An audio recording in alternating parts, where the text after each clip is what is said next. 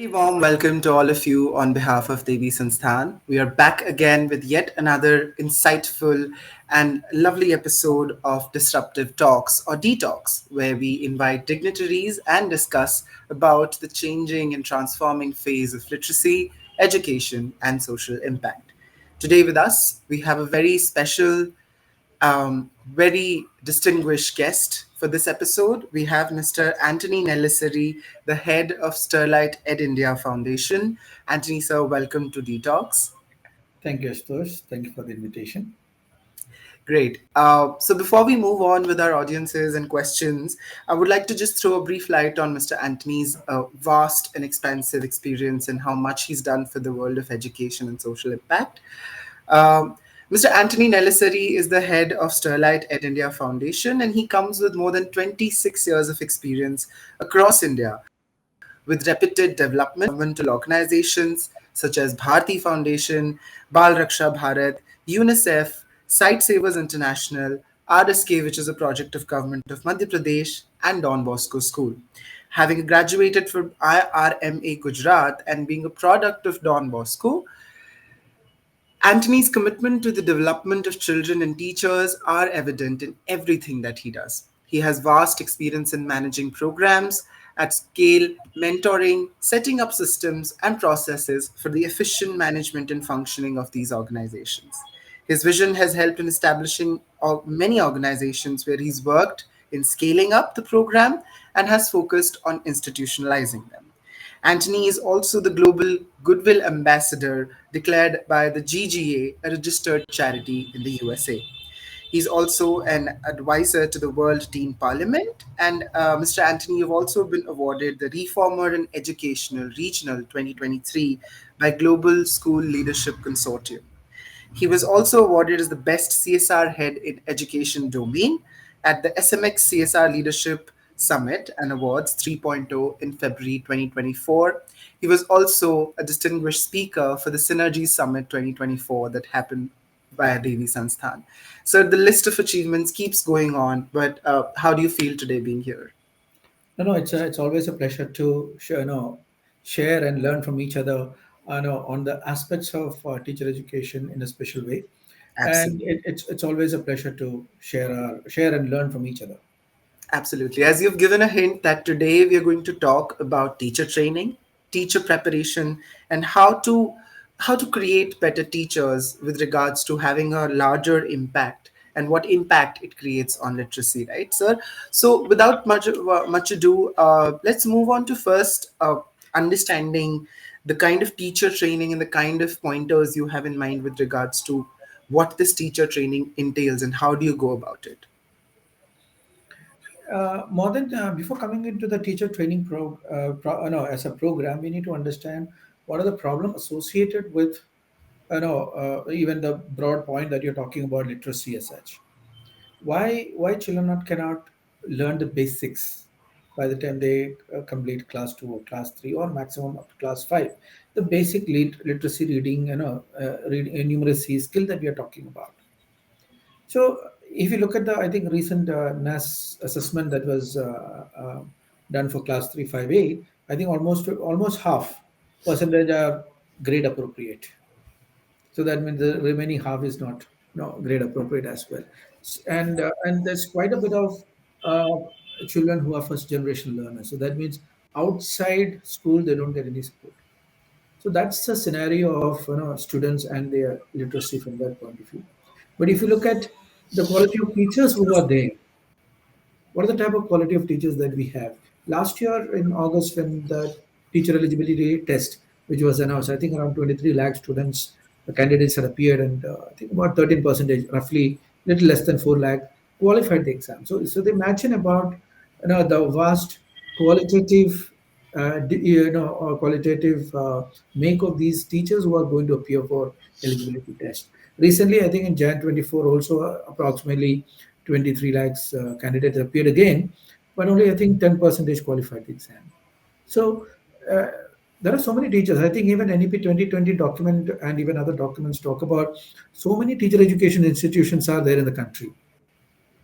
However, of that, around 10,000 are only merely selling certificates. So the type of teachers who are coming out of these, Imagine the quality of teachers who are coming into the system. And they are that's why we have many some of the teachers, I wouldn't say many of the teachers, some of the teachers in the system are those teachers who are lacking the knowledge of pedagogy and basic subject knowledge test. Right. To grapple with that, there's also a problem of teacher vacancy, which is getting filled up these days. I think about 2 years back it was 10 lakh. Now I think it's coming down to 8 lakhs. And I'm sure this particular variation is from state to state. Some of the states are hardly negligible, teacher vacancy, but in some cases it's quite, no, it cannot be negligible at all. Right. And if you look at again from a student's point of view, even from a graduation level, there are almost 60 percentage of MBAs who are employable, or around nearly 60 percentage. I think around 57, 58 percentage of engineers are employable. What is the root cause of this? At the graduate level or the postgraduate level, you don't expect all the skills to be there. It Right. has to be taught at the school level. And that's why the point that you are talking about literacy level.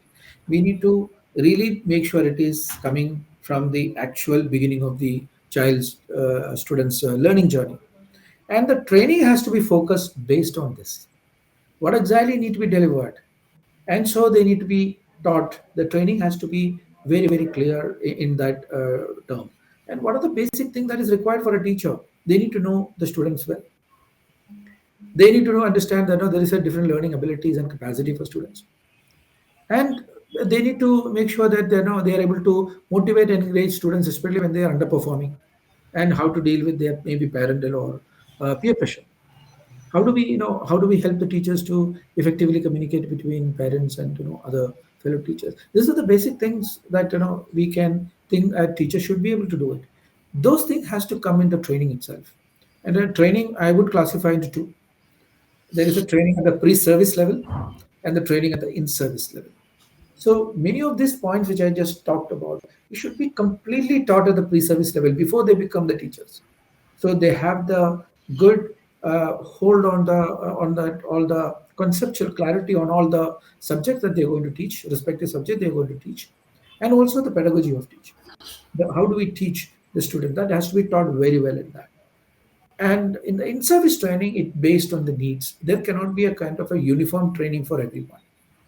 Different students, different teachers feel different type of gaps that they have.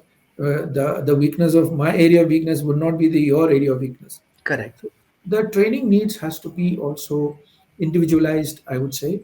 So I think the focus on the training, if it is in service you're talking about, it has to be a little more personalized compared to what's going on. And also, we have to make sure the quality of the trainers who are coming in. But if you're looking at the pre-service level, we need to make sure that training not only helps them to give the competence in pedagogy and the subject knowledge, but also give a kind of a practical exposure, not just the teaching practice or internship time, but also for other things which are to be done in the school. Why do we want to limit that internship for 3 months? Why can't we have it on a monthly basis? Absolutely. And I think these pointers are very important in the sense of bringing that practicality that you were also talking about. Because when a teacher is entering a classroom, they're not just entering a classroom for themselves, rather they're entering a classroom for the students that are there, right? And that's it's very important that the pre-service sort of things that you provide them, or even the in-service training that you provide them, makes them well equipped to teach a classroom, right? Very important and very insightful points brought up by you, Mr. Antony. Could you throw some light on these ways that we are implementing, or these ways that you're suggesting? How can they be better implemented within the systems? Like, how do you think like better ways can be adopted to curb these problems that you've already talked about? I can give you some examples from EdIndia Foundation perspective, what we are trying to fill up these gaps, and many of the government institutions are also doing wonderful job in this fraction. So, as a foundation, EdIndia is partnering with respective state governments. We work with DIET, which is District Institution for Educational Training, which is available at the district level, most of the places. And SCRT is managing these diets in the respective state. So, for example, we are working with all the diets in Chhattisgarh. Right. So, yes, there's a faculty in most of the diets who are focusing on the curricular part of it. What we as at India Foundation team, what we are looking at is how do we supplement the faculty's efforts? So there's a lot of activities that are going down and going on in the school. We are not having a parallel system. So we come with on a virtually on a webinar, like a kind of a webinar that is being given to the students of DLED program, and BEd also we will work with. So alternative weeks we have one webinar for DLED program, one webinar for BEd program.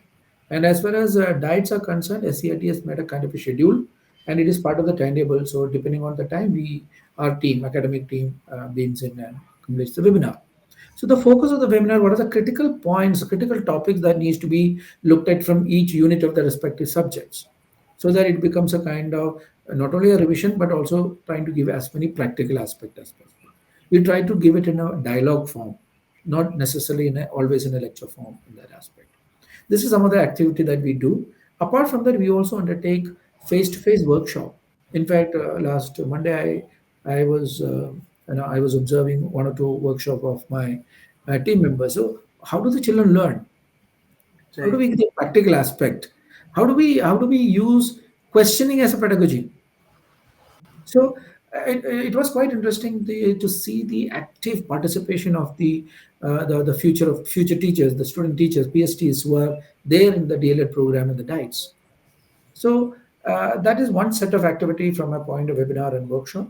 We also undertake teaching plan competition for all these students. So it is a kind of culmination of the learning. It's open to the second year or the final year students. So the idea is, how do we make a good lesson plan? How do we transact this lesson plan in the classroom, and even to make a good TLM? So the finalists who come from the respective districts, the toppers come from the district. At the state level, we also conducted last week the second teaching plan competition. So these student teachers actually they give a demo in the classroom. It's no more a presentation of what they will teach and how they will teach.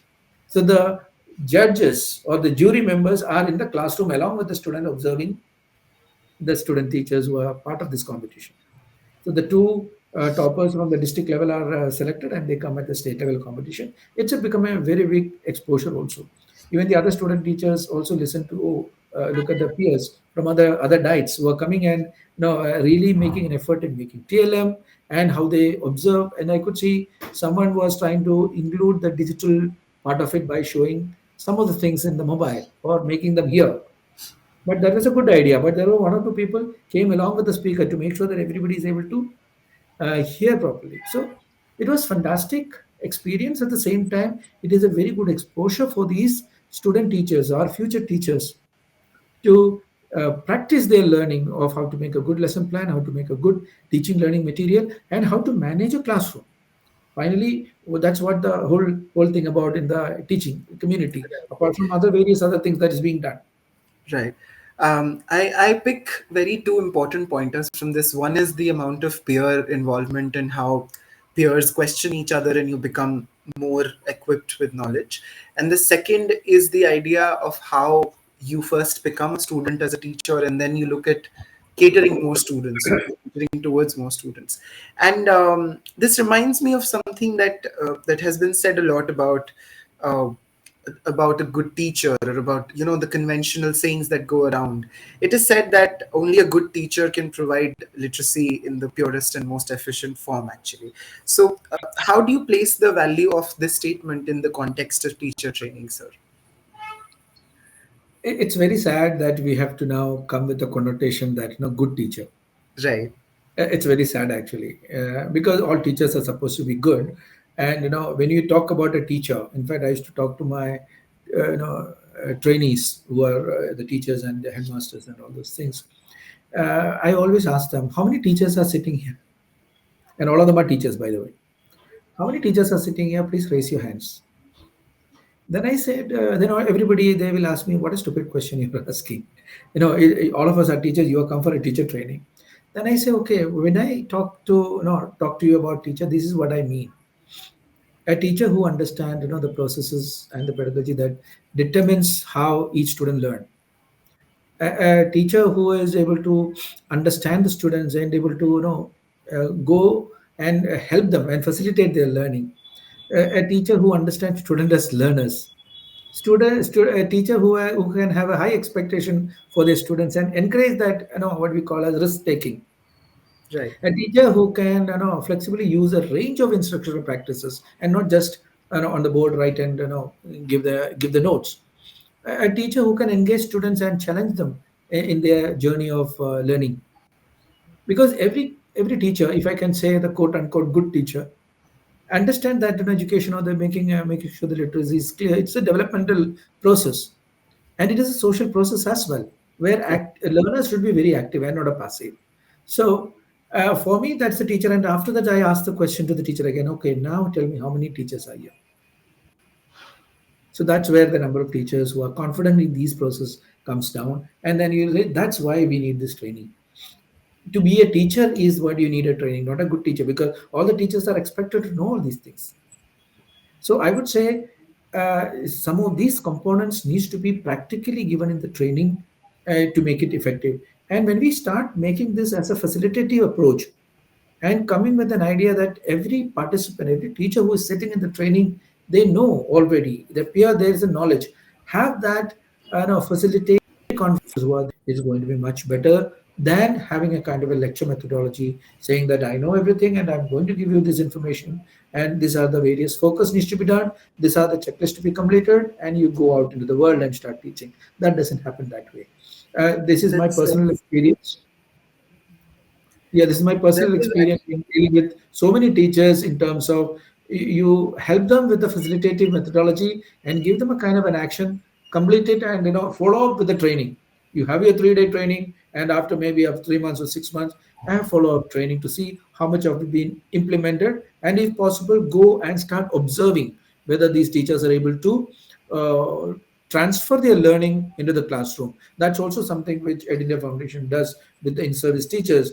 We train the teachers in various aspects. After that, there is a team of project coordinators going and visiting the school, observing how much of it has been incorporated, and try to see what are the gaps that is there and take it up for the next training. right. And that's very inspiring, since the idea of because I think conventionally the role of a teacher has always been defined to what you are saying, lecturing or getting lectures or giving lectures. I think it's very important to look at the other side of it as well, in the sense of pragmatism, in the sense of making them able enough to do things.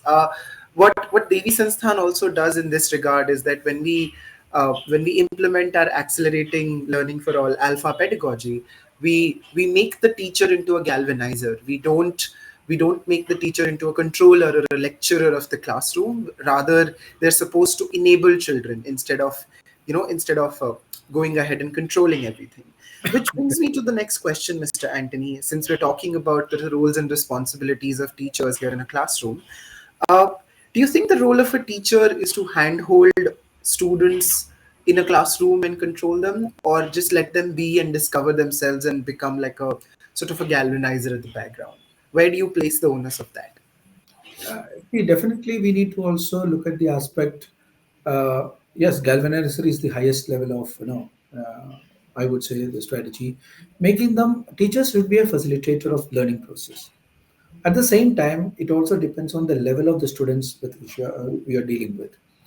Maybe I know some of the students may be requiring a little bit of hand holding. I wouldn't say handholding as a strategy should be implemented in the classroom. It also depends on you need to observe the type of students. If there are 35 students or 45 students in the classroom, we need to know each and every child, their learning style, where they have reached, what is the type of level in which they have reached in their learning journey. So I would say teacher has to be a facilitator of learning process in the classroom, and learning, the students who are the learners needs to be at the center of the learning. They need to be active participants. So how do we engage them? And only a good a teacher who can facilitate well can manage that. True. So I think you have used the word as galvanizers. I would use another word called as facilitators of learning. And of course, a lot of peer learning can also happen. So just Right. because some of the students are not performing that well as the other students, you can always have a peer groups to make sure that they're able to catch up. Not necessarily you have to teach them everything, because it also will tell them how to depend on the others. Because there's a lot of social skills also gets developed in the school. If you're not able to give that opportunity and exposure to each of your students, then you can have an online classroom. How does it Absolutely. matter? Why do you want to come into a schools for that? No, I think I agree with the facilitation part and galvanizing part also, because uh, I think one thing that has historically been said is the amount of the amount of teachers using, "Oh, sit quiet and I will teach you in the class," "Oh, no noise and I will teach you in the class," "Oh, last benchers don't make a noise." So in that sense, I think this discovery, or the children or the students who are the focus of literacy and education, they tend to not discover themselves when these controlling factors come in, right? So I think it's very important to have that facilitation going on pragmatically, more practically. So um In fact, I'll just yes. intervene here a bit. And when you're talking about, discipline, recently I was talking to some of the student teachers in the DED colleges. I was telling them, when students were entering into a class one or now preschool onwards, if you notice when they are children and after 1 year or 2 years, they become so talkative. Right. Most of the children, what I've seen, not necessarily all, maybe an exception, but most of them are so talkative. Sometimes parents will say, "Okay, when can I have a break? He or she is talking so much." But it's quite surprising when they get into the classroom, the school, in class one or preschool, then they stop talking. Hmm. I asked the student teachers, "What do you think this happens?" One of the basic thing that a school is supposed to make sure is the basic literacy and numeracy, and the literacy part, basic reading, writing, speaking. They come with a good sense of speaking part, but somehow when they get into the schooling system, they are able to. And they told me this exactly the word you use: discipline. For discipline, they need to keep quiet. I said, it depends. How do you want to instill discipline? Just because you are keeping quiet doesn't mean there's a discipline. And many of the problems in the society is because we are keeping quiet. Correct. So that doesn't mean that we are disciplined because of which so much of problem is going on. So we need to speak where it is to be spoken. So here in the school also, when the teachers start receiving the students in the younger classes, we need to make sure that they need to strengthen the learning already what is there. Okay, if they are speaking, they want to speak, let them be given an opportunity to speak. Okay, what do you want to speak about today? Others can listen. So you're able to improve the skill set much better and faster. And so the focus will be on a skills approach rather than just transferring the content part of it. Absolutely. Wanted to And add that. that's very important as well, because the focus needs to be shifting to a more I think more talkative approach, so to speak, because talking has been so much villainized in the idea of a classroom. Moving on, we were also discussing about peer learning and how peer support is something that's very important. I think in the current contemporary world, peer learning is something that's coming off as the most efficient way of learning, an alternative efficient way of learning. And I think at Devi Sansthan also, what we promote and encourage at the forefront is that peers teach each other, right? So when you bring that peer learning into teacher training, how much of a focus do you think, or how much of a thought do you think is put behind the idea of peers supporting each other to become better teachers? Yeah, there may not be big focus happening at this time in all the training, but I can see there is a kind of improvement in this particular peer learning approach that has happened. Even our education policy also talks about professional learning community. So I can see some of the states have already started very seriously in this aspect. So it's a good. This policy has given us a lot of, I would say, room for thought, and a lot of interesting aspects where we can improve the quality of education. So when we talk about teacher training, I think peer learning should be one of those key focus. See, out of whatever the 100% of teachers who are coming into the training, most of the points that we are going to discuss will be with some percentage of teachers. So we need to have that particular aspect of peer learning as a kind of strategy in the training. Secondly, it also helps acceptance, no, faster acceptance of those learnings. When two friends, two colleagues start speaking to each other and learn, it will be much faster than now boss talking to a student. So a trainer is considered as a boss, right? When they come and talk to the participants, not necessarily all the things are being heard. When this peer learning comes, there can be a lot of other discussion goes between them, so that there will be a kind of not a vertical trajectory of learning, there can be also a little bit of horizontal trajectory of learning as happens. So definitely peer learning has been a strategy in many of the training, and I can see there's a kind of a growing acceptance of this strategy by the trainers. Because what happens in this type of strategy would be, if you are if you're using a lecture method, just a PowerPoint presentation, or earlier it was overhead projector with those transparent sheets, you have to give so much of information, right? Right. And so you'll feel, discussion becomes a disturbance. But the learning becomes almost practically zero or 10%, 20%. The moment you change the strategy to peer learning and group discussion under the dialogue, you will find the acceptance of learning is also faster, but the retention of the learning in the training is much more than the other methods that is there. Right. And that retention is also something that is important because when you are making a teacher learn, they have to make more of a population learn, so that they need to retain what is being taught so that they can actually go ahead and teach it better. Something personal that comes to my mind actually here, and we're also kind of nearing the close of the discussion, but before that, I want to know any stories or any personal experiences where you have been like, okay, yes, this is how teacher trainings, or this is how teachers should be placed in the system of providing literacy and providing foundational numeracy as well.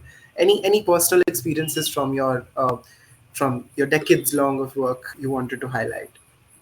See, there are a lot of examples which I can quote. When I was student and I've seen a good teacher, and it is because of that teacher I'm sitting here and talking to you. Otherwise, I would have been somewhere else.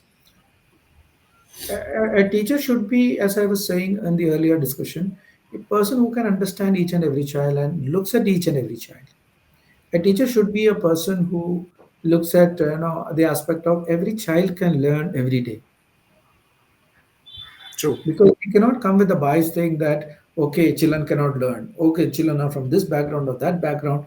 That should not be the way in which teachers come. In fact, I remember in class 8 when I moved from regional medium to English medium school, Father George Edinburgh I was studying in Don Bosco from class 8. He realized that, my marks in mathematics was very, very low.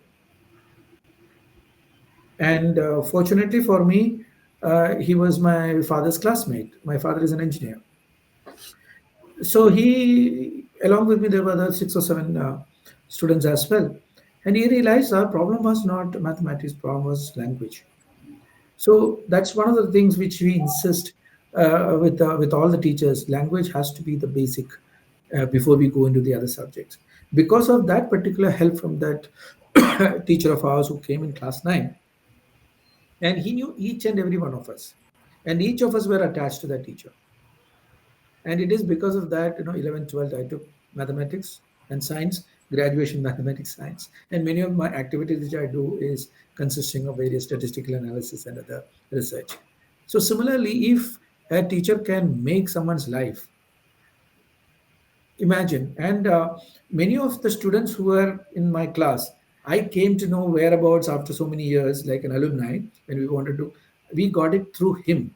He was trying to keep contact with those students as well. Hmm. So I would say a teacher should be a person who need to look at individual attention to every student, and that will make a lot of difference in the student's life, and they will also help that particular student to be a good success in the future. And if you look at from a point of the recent happenings also, I feel the teachers who are really committed and passionate, not necessarily they have all knowledge, but the moment that passion and commitment comes, they are able to transform that classroom. I went in one of the classrooms in Tripura, in the northeastern part of state, and I could see that teacher was making so much efforts into group learning. And it was also a happy occasion for me to see how students are reacting. So it's such a interior villages. Most of them are, I can guarantee that they were first generation learners, Right. first time, and they don't get enough support when they go home. And because of which we also started another program called the community empowerment program, so that in the community the parents are able to provide a kind of a learning environment, in their home when they come back, and also be part of the learning journey. And since many of them are illiterates, the student report card we converted into a visual report card. Right. Many of them have mobiles. Those who don't have mobiles, our volunteer shows them their student report card. It became so visual. Instead of ABCD grade, we have six smileys with colors, so that parents are able to understand exactly, yes, my students are performing and how their performance is, and the subjects are turned into icons. So Right. it becomes easy to see the performance and ask them two three simple questions. What happened in the class? Have you completed your homework? So the basics that can be helpful in supporting the ecosystem for the school is something which we can look at it. So definitely, teacher has got very big responsibility in terms of improving the literacy, and no, I wouldn't say just literacy, should be into good education, because teacher is an educator, and they need to ensure that each and every student in their class is performing well. I remember when I was a teacher in the northeastern part, I taught in Assam and Manipur. And when went for one of my project visit in Assam, one of my project coordinator was asking for a admission in Jorhat. I said, okay, let's go and meet the principal. Then I happened to realize that that principal was my student.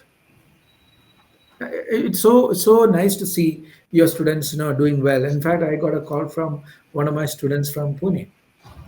I was able to see, the success of these students whom you have taught is your own success, and that particular success will can never be compared with any type of other things that you get it in your professional life. Some people say, okay, higher the salary, the higher the satisfaction. But when I look back 26 years of my career, the type of happiness I've got from the students when they whom I've taught, and when I see them doing so well in their life, I don't think I've got any such level of satisfaction any other time.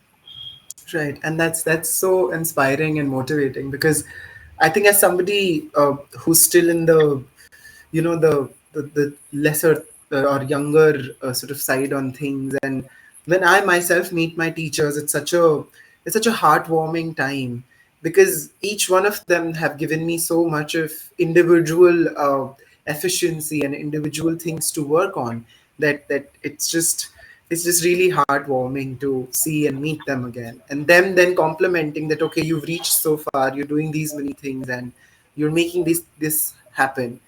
And it all actually goes to the teachers as well, with the amount of efforts that the student put in. My last question before sort of closing this discussion off, and it's been a wonderful time talking to you about teacher training and about where all the efforts can be put.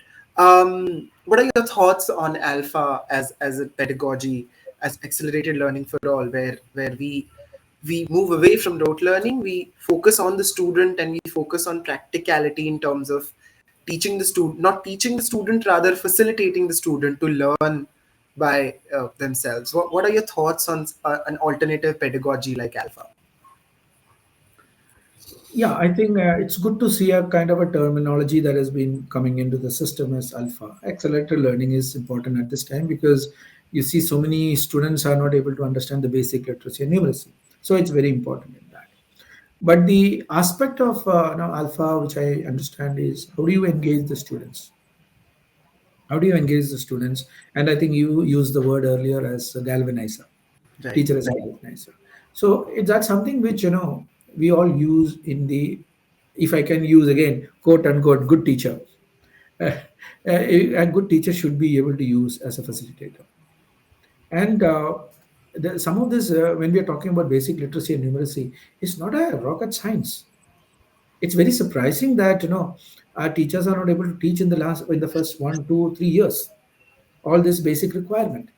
But as I understand from some of the statistics in Alpha, many of the things which are able to complete in 2 years, it can be done much less number of years.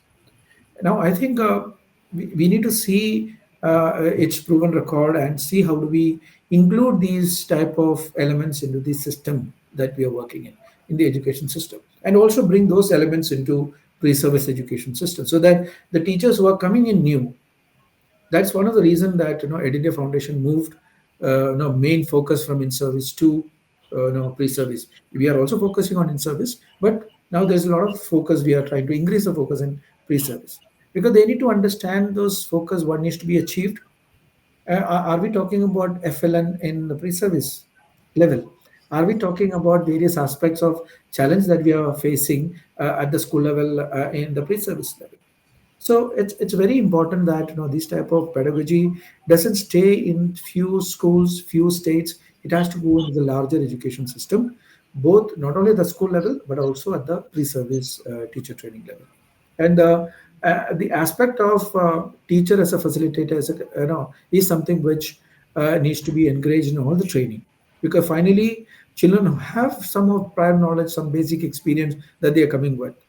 It depends on the teacher how you use those prior knowledge, the environment that he's coming or she is coming from, how you use it to develop them to a better human being. Because finally, at the end of the day, as an education, if you're not able to get good human being, those whatever the knowledge that the child has accumulated is a waste.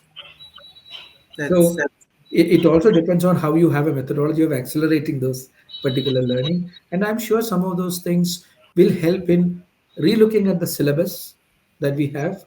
Maybe some of the content can be reduced so that some of this methodology will help in accelerating the learning. At the same time, giving sufficient time for the students to be child as well.